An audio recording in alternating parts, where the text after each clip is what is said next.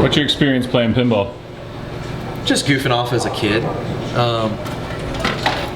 I'm a sucker for the old classic style games. I love pinball. I love a place that's got, you know, tabletop Miss Pac-Man, Centipede, Gallia. Where do you think you're at as far as a pinball player? Intermediate, beginner, expert? Definitely not expert. I can hold my own on a simple machine, maybe not quite one as insane and awesome as this one, because this one's got a lot of stuff to watch. You know, I can hold my own every once in a while, so maybe intermediate.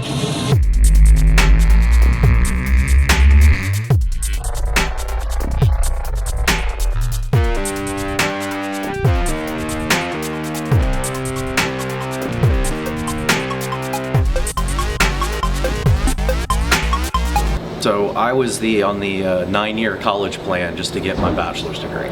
Never could really figure out what I wanted to be when I grew up. I changed majors probably every year, and the last major that kind of stuck with me was physics, specifically astrophysics. Well, then I started taking a look around and realized, man, there's like 9 jobs in the real world for astrophysics. So I ended up graduating with a degree in liberal studies just to get the piece of paper, which was a mix of marketing and physics. That helped get me my first job, which was doing technical marketing for a small startup laser company, where I met and worked with 2 insane old school Russian physicists and a couple other younger, kind of recently PhD type laser guys. And I just got hooked. You have people that pay you to be a mad scientist. This is fantastic. Went back to grad school actually here in Central Florida, UCF. Graduated with a master's degree, and the rest is history. I've been in the industry doing some type of work for some agency in the DoD ever since. It's a very wild and eclectic mix. Just, you know, all of the crazy things that you see in the movies. I mean, half of my job is just like the movie Real Genius.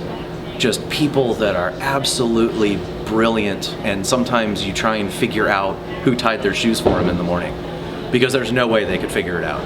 Most of them should be wearing Velcro. It's a byproduct of being an engineer. You know, I have my own. I wear insane clothes to work. The mohawk, which is now gone, just because I needed a change and I'm losing my hair. You know, crazy haircuts, the beard, visible tattoos, which is in pretty much every other industry, especially in my kind of line of work. It's usually a big no-no, but you know, I kind of get away with it because I'm a laser guy. And everybody knows that the laser guys are a little bit odd. And for the lasers that I work with, you're so strict on making sure that you know where the beams are going at all times.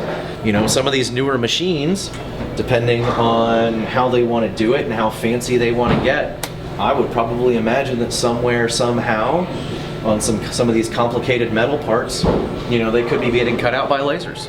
There's a laser constantly pointed at the moon. So it's constantly measuring how far away the moon is. So if you believe we landed on the moon, which we did. You know, it's gonna suck if one of them goes into the beard and sparks something and burns you and you lose some beard hair, that's one thing. But a number of the lasers that I work with will blind you in a fraction of a second. I get paid to make photons, and then I get paid to make photons do some crazy things. So yeah, lasers be crazy, absolutely.